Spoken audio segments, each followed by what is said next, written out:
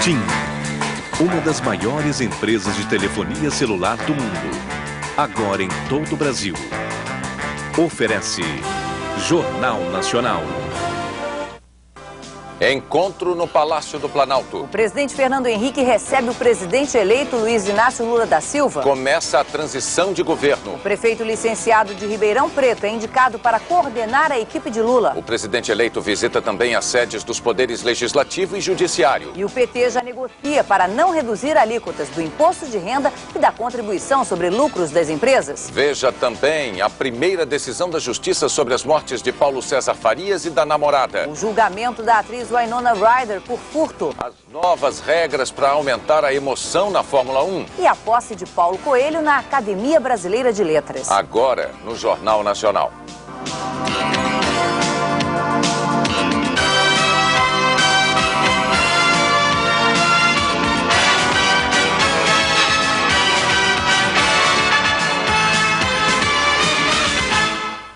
Boa noite. O presidente eleito Luiz Inácio Lula da Silva se encontrou hoje pela primeira vez com o presidente Fernando Henrique depois da vitória nas urnas.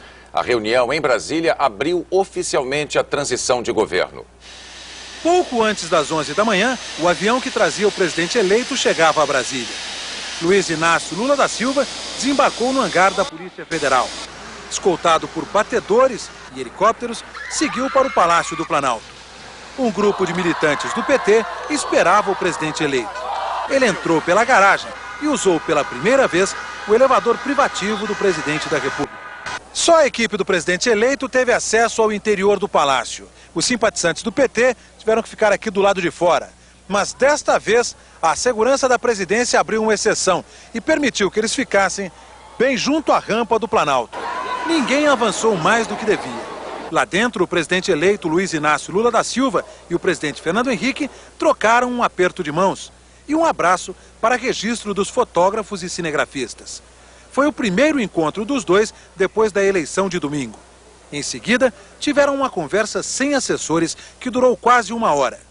Depois, uma outra reunião com ministros do atual governo, o vice-presidente Marco Maciel, dirigentes do PT e o vice-presidente eleito José Alencar. Trataram de aspectos gerais da transição. As medidas necessárias em cada área do governo vão ser detalhadas pelas equipes técnicas dos dois lados. As linhas gerais para esse entendimento foram lançadas hoje. No fim da reunião, o presidente eleito falou sobre transição. A disposição do presidente Fernando Henrique Cardoso de fazer do processo de transição uma demonstração efetiva da prática democrática muito agradou ao nosso partido. E o presidente Fernando Henrique Cardoso colocou praticamente o governo à disposição da nossa equipe de transição. E todo o ministério tendo como coordenador o ministro Pedro Parente. E anunciou os nomes dos coordenadores da equipe de transição. Quero comunicar a vocês que nós resolvemos fazer uma equipe de transição com um coordenador político, mas uma equipe eminentemente técnica. A partir de hoje, sobre transição, vocês podem conversar com o nosso companheiro Palocci. E sobre o Congresso, com os nossos líderes João Paulo e Tião Viana. E sobre o Ministério, vocês não precisam conversar comigo, porque eu vou conversar com vocês quando eu tiver indicado os ministros. Obrigado. O decreto com a designação de 32 representantes de ministérios e secretarias para participar da transição vai ser publicado amanhã. Mas o coordenador da equipe do novo governo, Antônio Palocci, já teve hoje a primeira reunião de trabalho. Ali mesmo no Planalto, Antônio Palocci entrou em cena. Esclareceu que assume o cargo de coordenador da transição, que tem status de ministro, mas não participa de atos do atual governo. E disse que em 2 dias anuncia os 50 integrantes da equipe. Nós podemos, evidentemente, ter economistas nessa equipe de transição, certamente vamos ter. Mas não haverá uma coordenação econômica na transição. O médico Antônio Palocci foi coordenador do programa de governo na campanha de Lula.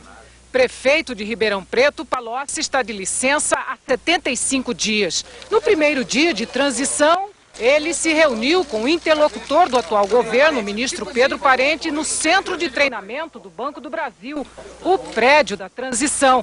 Fez várias reuniões e recebeu a Agenda 100, com os compromissos que vencem nos 100 primeiros dias do governo Lula. Nos próximos 63 dias, este vai ser o endereço do governo eleito. Luiz Inácio Lula da Silva vai ter um gabinete aqui e uma linha de telefone direta para comunicação com o presidente Fernando Henrique Cardoso. O coordenador da transição diz que no primeiro mês o trabalho é de avaliação e no segundo mês, preparação de medidas para o novo governo. Temos grandes desafios e vamos procurar, da melhor maneira possível, utilizar todos os instrumentos que o governo federal tem para vencer esses desafios. O governo já entregou as senhas que dão acesso às informações estratégicas da administração federal. O que combinamos também é que vamos ter reuniões periódicas, frequentes, para poder, enfim, discutir temas ou atualizar questões ou atender a demandas que apareçam no decorrer desse processo. Depois do Palácio do Planalto, o presidente eleito visitou as sedes dos poderes legislativo e judiciário. Logo depois do encontro com o presidente Fernando Henrique, o presidente eleito saiu do Palácio do Planalto. Lula foi para um hotel descansar antes da segunda parte da agenda em Brasília. No começo da tarde, Luiz Inácio Lula da Silva veio ao Congresso. Mas antes de se encontrar com os presidentes da Câmara e do Senado, ele foi recebido pelos funcionários. Foram eles que se encarregaram de dar as boas-vindas ao presidente eleito. A primeira visita foi ao Senado. Lula recebeu os cumprimentos dos senadores e se reuniu com o presidente Rames Tebet. Nós não vamos estabelecer nenhum período de transição, porque o poder legislativo é muito cristalino. Lula disse como vão ser as relações com o poder legislativo. Quando houver dúvida, o presidente chamará os partidos para conversar. E com o presidente da Câmara, Aécio Neves, reiterou a disposição de governar em parceria. Quero que os líderes partidários saibam que vocês não serão chamados de quando em quando para conversar, mas serão chamados de quando em sempre. Os governadores de estado que não existe hábito de conversar, eu também vou cansá-los de reunião. O último encontro do dia foi com o presidente do Supremo Tribunal Federal, ministro Marco Aurélio Mello. A coisa mais gratificante é o que eu pude ver hoje, ou seja, acho que isso só aumenta a nossa responsabilidade, porque o que a gente percebe é que o povo está esperando que nós façamos aquilo que falta ser feito no Brasil. Ou seja, eu acho que pela primeira vez o povo tem um presidente companheiro e um companheiro presidente. É assim que eles me veem e é assim que eu quero ver eles. Que assim o seja. Que assim o seja. Os articuladores políticos do novo governo começaram a discutir o orçamento para o próximo ano. Eles querem acabar com a redução de uma das alíquotas do imposto de renda, que passaria de 27,5% para 25% no ano que vem, e evitar que a contribuição social sobre o lucro das empresas caia para 8% em 2003. Hoje, a alíquota é de 9%. Na Câmara, mudança de papéis. Deputados que sempre falaram pela oposição, hoje anunciaram os passos do futuro governo no Congresso. Nós vamos montar uma agenda ouvindo as lideranças de todos os partidos, as bancadas, de maneira individual e posteriormente coletiva.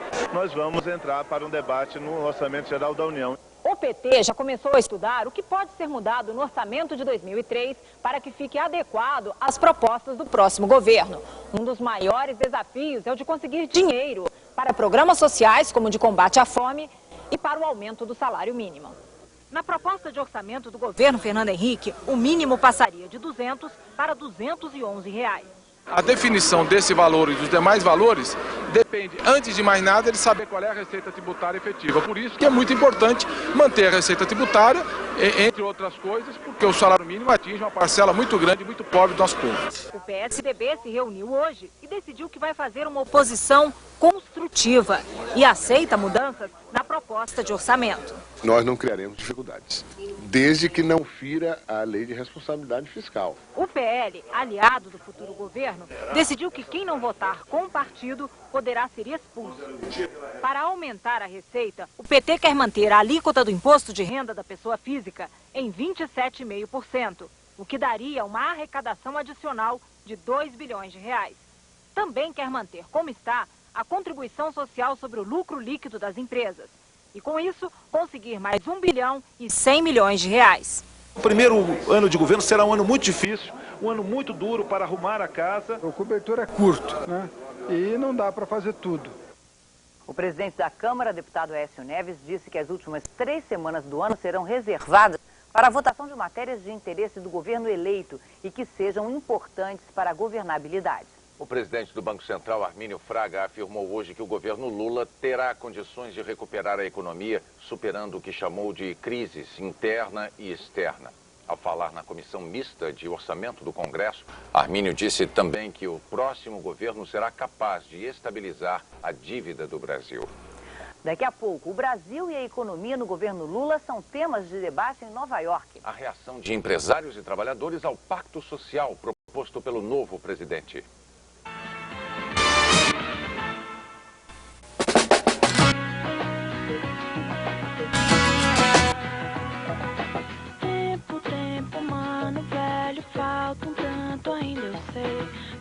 Você correr macio,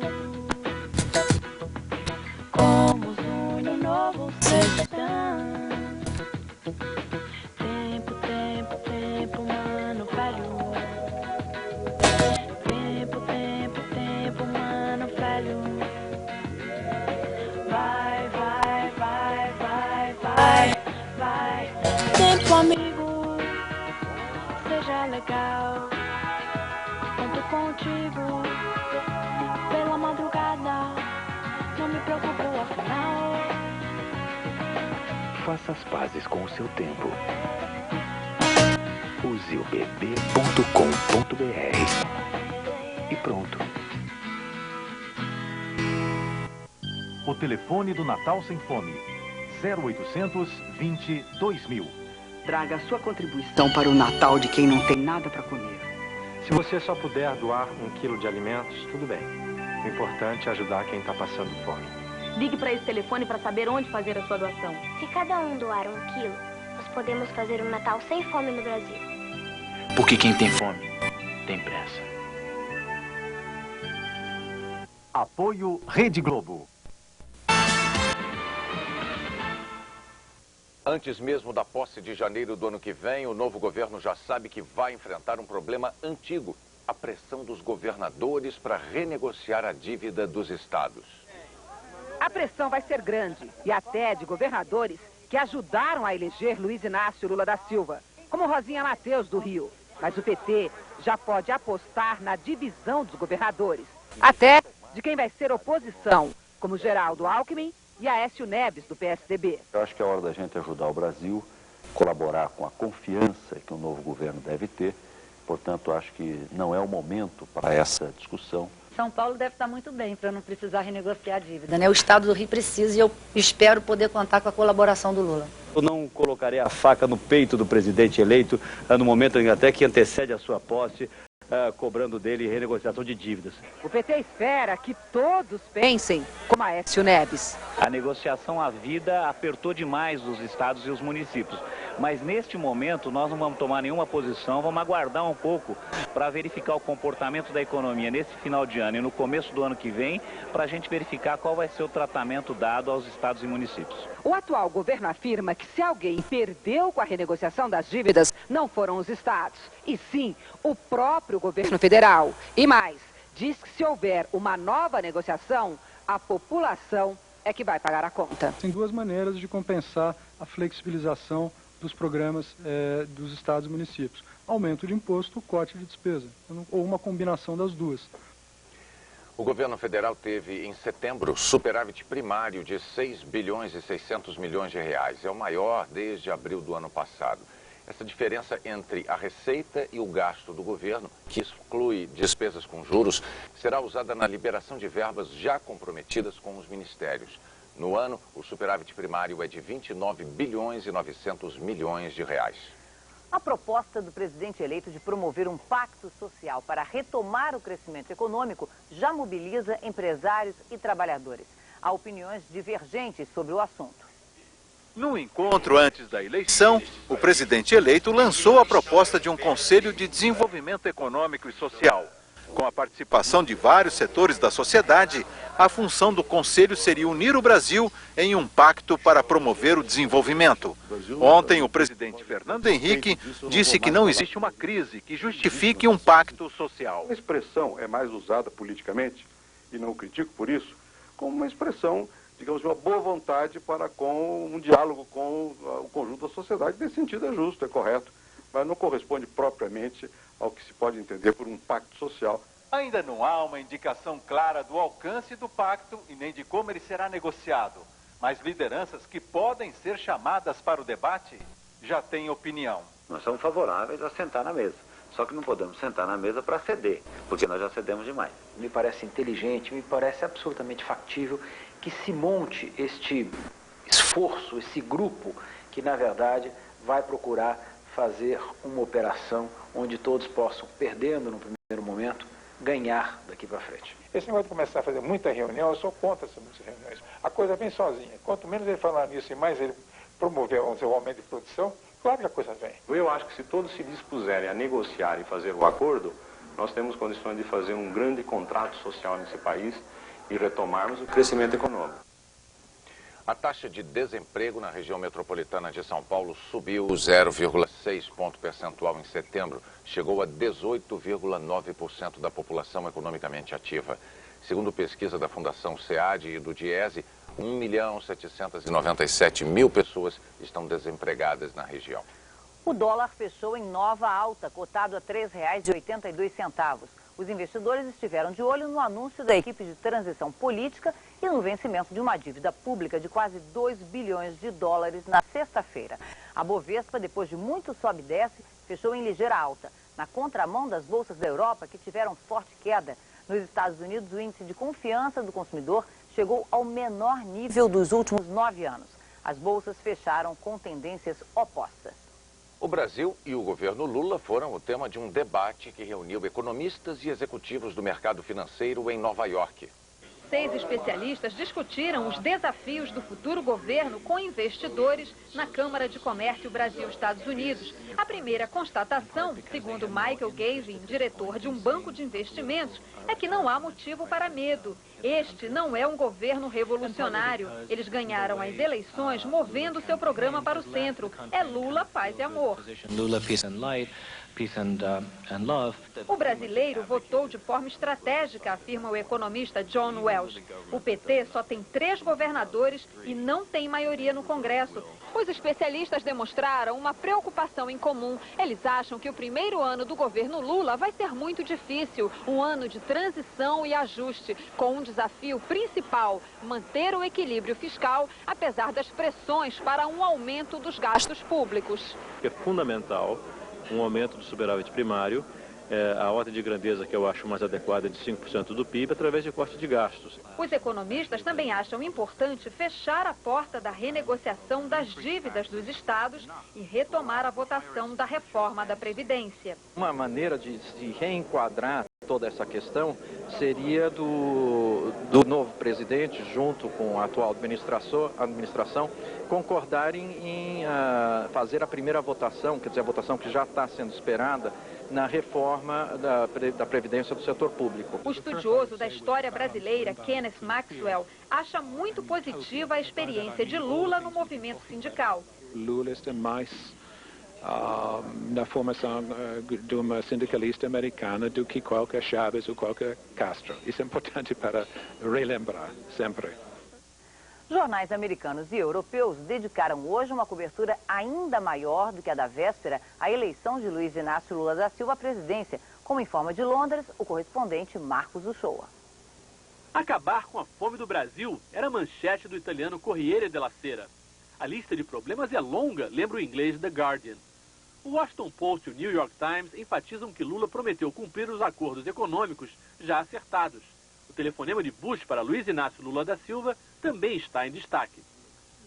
Segundo Francisco Parisi, da London School of Economics, o governo de Bush vai ser pragmático em relação a Lula, porque ele acha que a prioridade para os americanos é manter uma estabilidade política e econômica na região. A Europa vê com mais bons olhos a eleição de Luiz Inácio Lula da Silva. Em abril, em Bordeaux, na França, ele foi o convidado principal de um comício de apoio ao então primeiro-ministro socialista Lionel Jospin, que tentava se eleger presidente. Hoje, alguns jornais lembraram que o convidado foi mais bem-sucedido. Outros faziam um paralelo com Lech Wałęsa, o ex-líder sindical e operário polonês, que na década de 80 também conseguiu chegar à presidência. Mas foi Felipe González, o ex-primeiro-ministro espanhol, que escreveu hoje no El País um artigo convocando os governos europeus e dos Estados Unidos a convidarem Lula para que lhe julguem o que ele é, não o que dizem que ele é. Nesse coquetel de palpites, o que talvez chegue mais perto liga Luiz Inácio Lula da Silva ao primeiro-ministro britânico Tony Blair. Quando os trabalhistas voltaram ao poder em 97, depois de quase 20 anos de governo dos conservadores, Tony Blair, nos primeiros 2 anos, não gastou nada. Economizou ao máximo e, com isso, conquistou credibilidade. Mostrou que poderia governar de uma maneira responsável. Hoje, reeleito facilmente para um segundo mandato, em termos políticos e econômicos, o governo de Tony Blair é um dos mais, se não o mais sólido da Europa. A seguir, a Justiça manda acusados da morte de PC Farias a júri popular 6 anos depois do crime. E o abismo entre os grandes clubes no Campeonato Brasileiro. Gente, eu vou entrar no show agora. Vai ser um suador danado, né? Por isso eu já usei Avanço. Avanço tem o perfume mais gostoso que já experimentei. Assim eu saio do palco do mesmo jeito que entrei, ainda perfumado. Porque é depois do show, ó, que a mulherada avança, né, companheiro? Eu tenho que estar cheirosinho, né?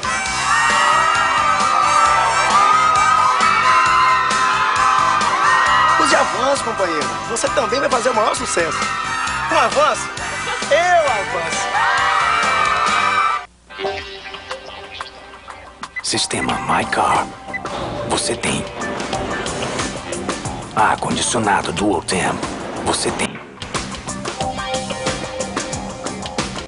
Sky Window. Você tem. Super Lock. Você tem. Saudade do seu carro antigo. Você não tem. Estilo. Ou você tem, ou você não tem.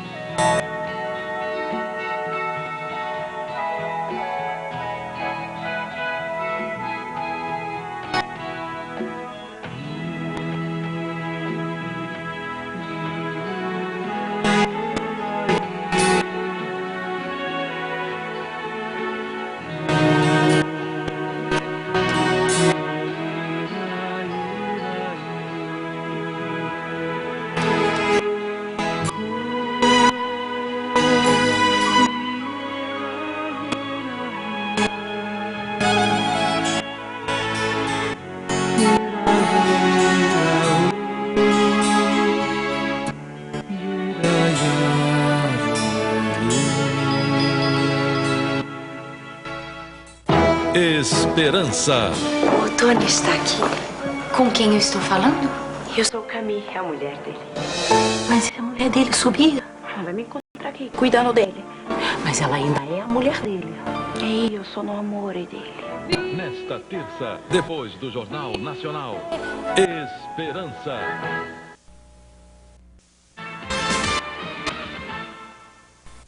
Foi divulgada hoje a primeira decisão da Justiça sobre as mortes de Paulo César Farias e da namorada, Suzana Marcolino. Os PMs que faziam a segurança do homem que foi tesoureiro de campanha do ex-presidente Collor vão enfrentar júri popular. Os cabos da PM Adeildo dos Santos e Reinaldo Correia e os soldados Geraldo da Silva e Josemar Faustino foram pronunciados e vão sentar no banco dos réus. Por terem o dever de proteção, cuidado e vigilância do PC, essas pessoas, ao se omitirem, bastava a mera omissão, elas já responderiam por um delito. O advogado de defesa disse que vai recorrer da decisão. O simples fato de ser segurança de Paulo César não induz a se prever que eles vão matar Paulo César. PC Farias e Suzana Marcolino foram encontrados mortos em junho de 96 na casa de PC em Guaxuma, em Maceió. O deputado Augusto Farias, irmão de PC, foi a última pessoa a falar com o casal e a primeira a chegar no local depois do crime. Antes mesmo da perícia, a polícia e a família de PC Farias afirmaram que se tratava de crime passional. O legista Badam Palhares confirmou a versão. Suzana teria matado o ex-tesoureiro de Collor e se matado em seguida. A versão foi derrubada porque novos exames provaram que os dois tinham sido assassinados. O Ministério Público Federal investiga se Badam Palhares cometeu o crime de falsa perícia e se a intenção era beneficiar o deputado Augusto Farias, indiciado pela polícia como um mandante do duplo assassinato. Como é deputado federal, Augusto Farias tem foro privilegiado. O processo está no Supremo Tribunal Federal. O mandato dele acaba no fim do ano. Augusto Farias não foi reeleito na última votação. No fim do mandato do deputado Augusto Farias, o processo volta automaticamente para a Justiça de Alagoas. O julgamento dos PMs deve ser em dezembro. Eles podem ser condenados a até 30 anos de prisão. Ainda estão internadas 4 pessoas que caíram da arquibancada no jogo de ontem entre Ponte Preta e Guarani pelo Campeonato Brasileiro. Elas despencaram de uma altura de 4 metros depois que a grade de proteção quebrou durante um tumulto entre parte da torcida da Ponte e a polícia. 33 torcedores e 9 PMs se feriram. O Superior Tribunal de Justiça Desportiva vai analisar o incidente e pode interditar o estádio Brinco de Ouro da Princesa.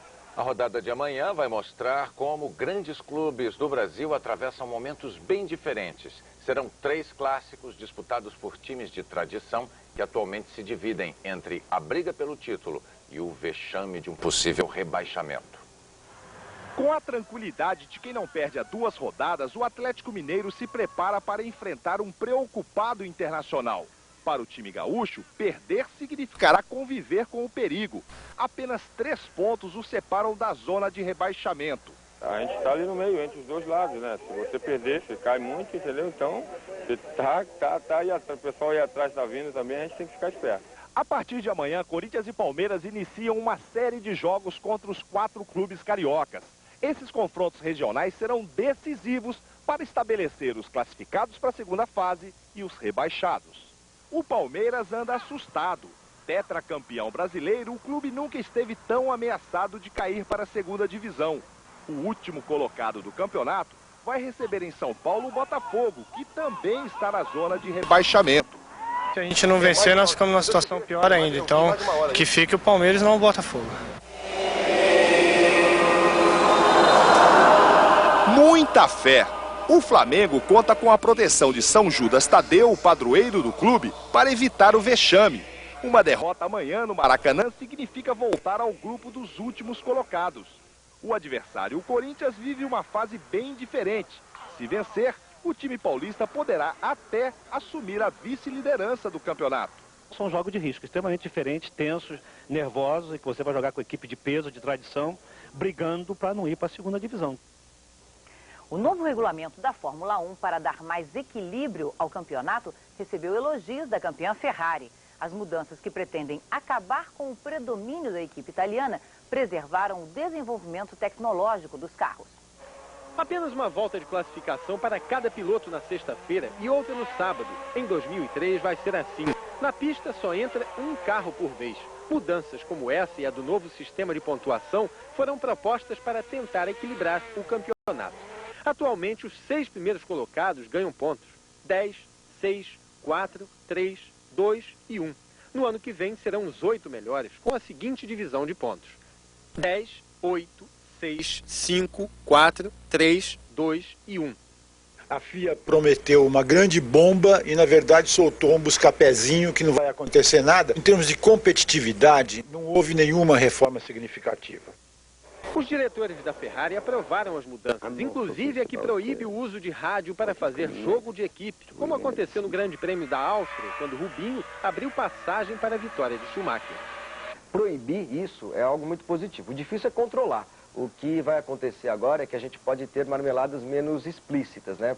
A Fórmula 1 é uma categoria laboratório que ajuda no desenvolvimento dos carros de passeio. Freios, durabilidade dos pneus, diminuição no consumo, foram várias as contribuições. Não faria sentido agora os dirigentes votarem algum tipo de medida que pudesse impedir os avanços tecnológicos da categoria, como tinha sido proposto no mês passado. O que foi aprovado está dentro da lógica. O novo sistema de pontuação diminui pela metade a diferença entre o vencedor e o segundo colocado. A tendência é dar mais equilíbrio às disputas no campeonato, sem punir drasticamente aquele que é o melhor piloto. A seguir, o vulcão Etna expele lava depois de um terremoto no sul da Itália. E uma estrela de Hollywood é julgada por furto.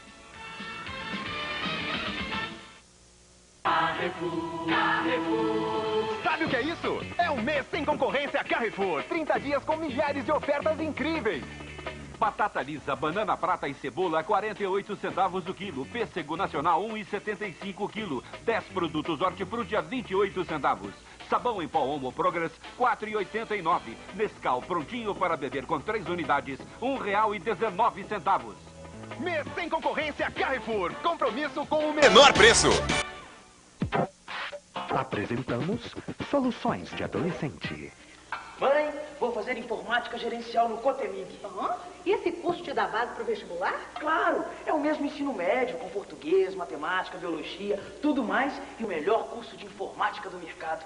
Ou seja, mais oportunidades de trabalho. Ai, que lindo, meu neném trabalhando. Fala sério, mãe. Matricule-se no Cotemig e seja mais que um bom aluno. Seja também um profissional. Minas ao Luar, Noite de Seresta em Itabira, em homenagem ao centenário do poeta Drummond. Nesta quarta, a partir das 9 da noite, na Avenida Carlos Drummond de Andrade, com uma animação de Valdir Silva e conjunto musical.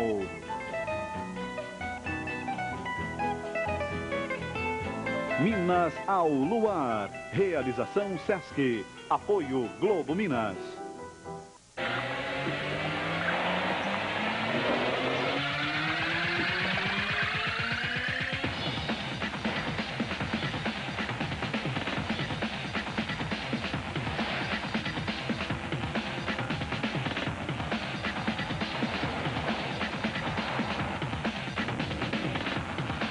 Nissan Frontier, tudo o que você queria numa picape, agora você encontra na picape do ano.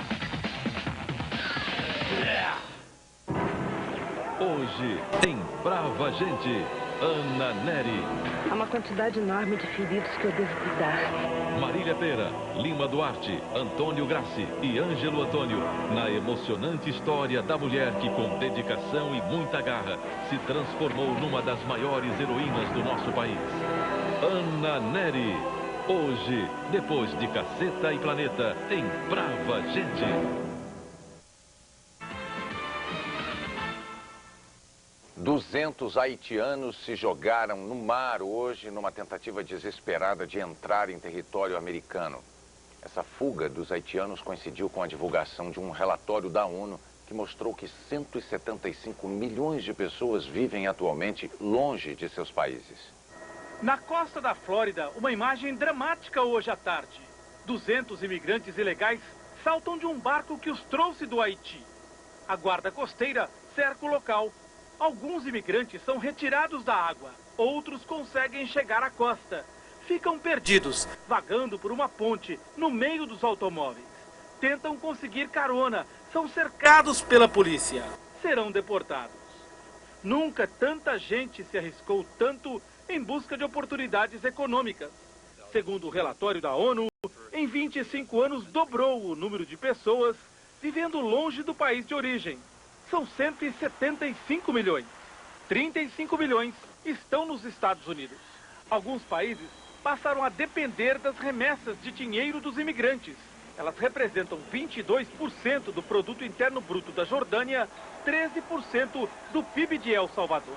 O Brasil também é exportador de mão de obra. Durante essa década de 90, os brasileiros saindo do Brasil passaram a ser um número maior do que os estrangeiros entrando no Brasil. E essa diferença foi em torno de 500 mil pessoas. Nos anos 90, surgiram novas concentrações de imigrantes brasileiros como essa, no bairro de Queens, em Nova York. Em 2000, os imigrantes remeteram mais de 1 bilhão e 100 milhões de dólares para o Brasil. Na última década, o valor médio da remessa dos brasileiros dobrou, indício de que o imigrante investe no Brasil. Este empresário é um exemplo. Perdeu tudo em Goiás. É catador de lixo em Nova York. Um esforço para manter o filho na faculdade no Brasil. E aí eu vim para cá para angariar recursos e formar meu filho, que o ano que vem é médico, se Deus quiser. 48 pessoas morreram e mais de 100 ficaram feridas no incêndio que devastou um prédio comercial na cidade de Ho Chi Minh, no Vietnã. Os bombeiros suspeitam que o fogo tenha começado numa danceteria, onde cerca de 500 pessoas participavam de uma recepção de casamento. Dezenas teriam ficado presas no local. Com a falta de equipamentos e a escassez de água, os bombeiros levaram 5 horas para controlar as chamas. Um gás derivado do ópio pode ter sido usado durante a operação para libertar mais de 700 reféns mantidos por guerrilheiros chechenos num teatro de Moscou no sábado passado. A declaração foi feita por um funcionário da embaixada americana na capital russa, citando médicos que examinaram os sobreviventes. Segundo autoridades de saúde russas, dos 117 reféns mortos, 115 foram envenenados pelo gás. Mais de 300 pessoas ainda estão hospitalizadas. Os médicos acusam o governo de impedir que as vítimas tenham acesso a antídotos, porque até agora não revelou o nome do gás. A primeira testemunha no julgamento da atriz Winona Ryder disse que ela admitiu ter furtado mercadorias de uma loja de Beverly Hills, mas que era um ensaio para um novo filme. O chefe de segurança da loja disse que a atriz pediu desculpas pelo furto. Uma das provas que serão mostradas durante o julgamento é uma fita com imagens de câmeras de vigilância. Winona aparece andando pela loja com muitas mercadorias. Depois, ela é abordada por seguranças. A atriz foi presa em dezembro, acusada de furtar mercadorias no valor de quase $6 mil. Winona Ryder pode ser condenada a até 3 anos de prisão. Um novo terremoto no sul da Itália hoje provocou a liberação de lava e cinzas do Monte Etna, o vulcão mais ativo da Europa. O tremor danificou um quarteirão inteiro de casas, lojas e uma igreja. Quase 1000 pessoas ficaram abrigadas temporariamente em barracas.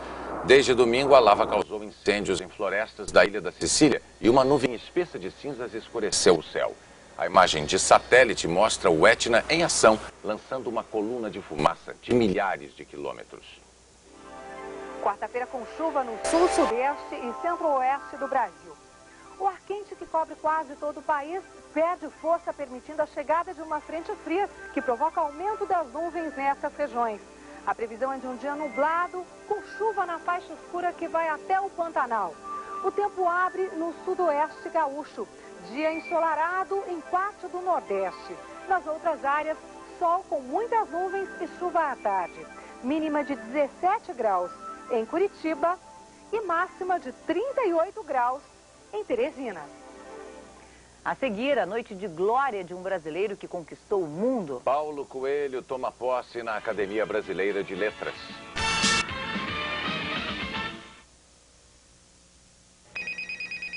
Hello, Moto. The rotation can be affected. A great circle passing through the poles of a celestial equator. Rotation, the action of moving around on an axis. Also, rotation, the action of moving around a center, or turning around. From the sun to the planet, and so separating its illuminated and unilluminated hemispheres. We all speak silicon? We all speak silicon. E você? Já veio aproveitar outubro mais por menos no Extra? As frutas, os legumes, as carnes, os peixes, é tudo muito mais fresquinho. É, não dá pra comparar. E com essa promoção de outubro, olha só meu carrinho. E a gente ainda vai pagar menos. Dá pra acreditar? Alface Crespo ou alface lisa, unidade 18 centavos. Cenoura ou cebola quilo 38 centavos. Abacaxi unidade 68 centavos. Coxa com sobrecoxa de peru ou pescoço de peru quilo 1,98. Outubro, mais por menos no Extra. Mais barato, Extra. A Telemig Celular está lançando uma novidade que ninguém tem. O plano controle. Você paga um valor fixo por mês e não precisa ficar controlando a sua conta. O plano controla a conta para você. E se sobrarem créditos, você usa no próximo mês. Assim, você fala e sabe que nunca vai passar da conta. Ah, e se os créditos acabarem, tudo bem. É só comprar um cartão e continuar falando. Inovação. Na Telemig Celular é assim. Campeonato Brasileiro. Nesta quarta, a Raposa parte pra cima e encara mais um super desafio. Coritiba e Cruzeiro. Vamos curtir todos os lances, todas as emoções desse jogão de bola. Coritiba e Cruzeiro, ao vivo, nesta quarta, depois de Esperança. Futebol 2002.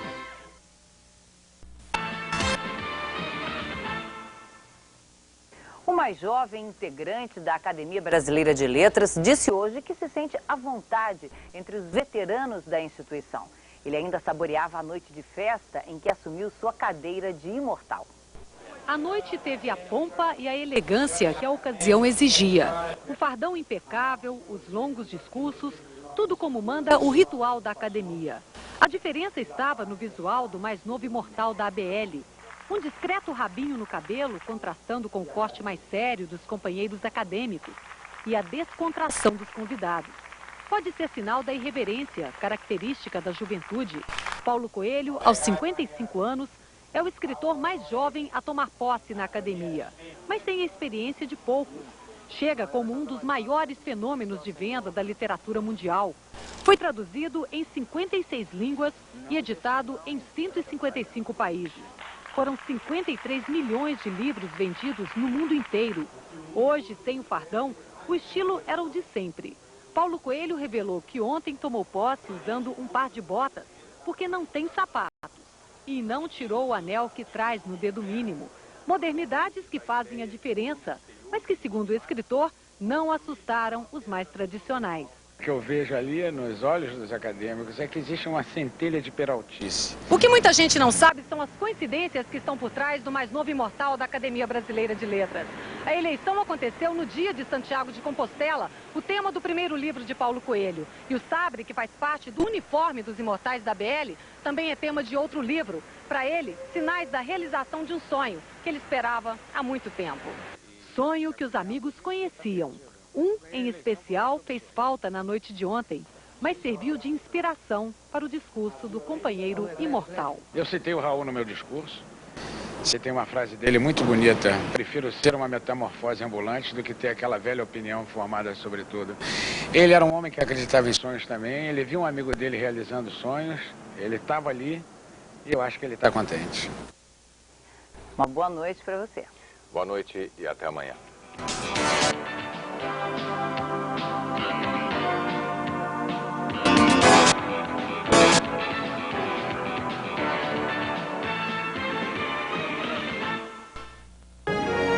Esperança. Oferecimento Bombril. O único. Com 1000